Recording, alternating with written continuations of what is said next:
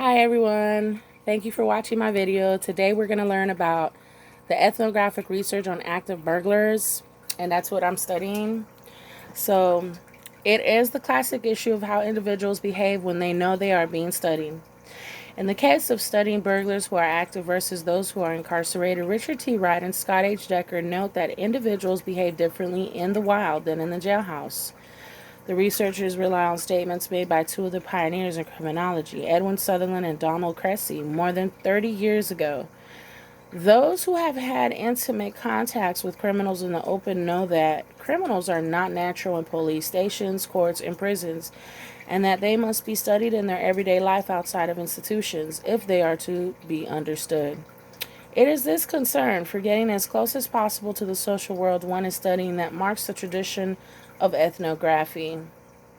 A further benefit in studying offenders outside institutional settings is the elimination of any bias or distortions that the setting may have on the subject's ability or willingness to be open with the interviewer.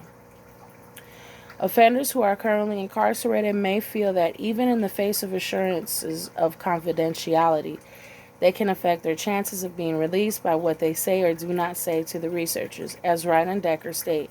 Assurances of confidentiality notwithstanding, many prisoners remain convinced that what they say will affect their chances of being released, and therefore they portray themselves in the best possible light. Ethnographic research has already been described in Chapter 10, where research by Richard Wright and Scott Decker on armed robbers was discussed. The chapter presents further ethnographic research by Wright and Decker, this time on residential burglars during 1989. If they talk about 2020 or like 1999 before 2020, they can really sum up some stuff that people are setting up, and how to combat those type of burglars and people that like to break into houses and steal. No one likes to be robbed. I don't know about you, but I don't. So, the researchers located and interviewed 105 active residential burglars in St. Louis, Missouri. To qualify for inclusion in Wright and Decker's research, the offenders had to meet one of three criteria. They had to, number one, have committed a residential burglary within 2 weeks prior to contact. Number two, define themselves as residential burglars. Or number three, be labeled as residential burglars by other offenders so identified. Research subjects were identified by the field workers whom Wright and Decker employed, most of whom were ex-offenders. The interviews with the subjects were all conducted in the field, building on previous research on active offenders not currently incarcerated. Wright and Decker provide insight into various facets of the offending of burglars, including an examination of their motivation, target selection, entry method, search for valuable goods, and disposal of goods.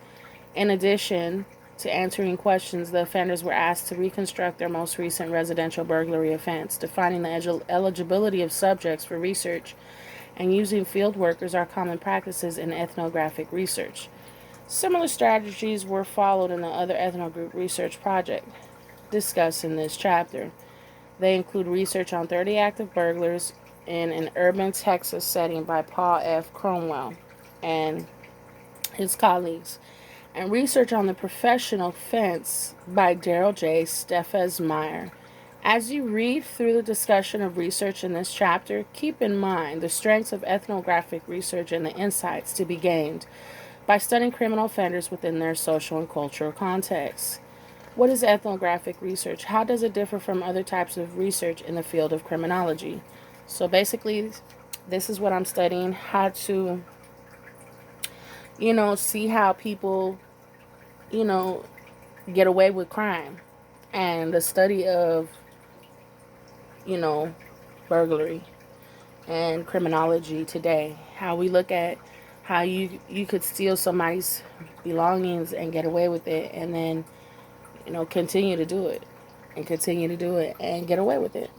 But one day you will get caught, and when that day happens, it's not going to be a pretty research. It's not going to be pretty research at all. Deuces, Jada and I, my babies. I love y'all very much. I pray that you guys are safe wherever you are, and just keep your mask on your face because this coronavirus is killing people. Love you, boo. And keep on reading. Mwah.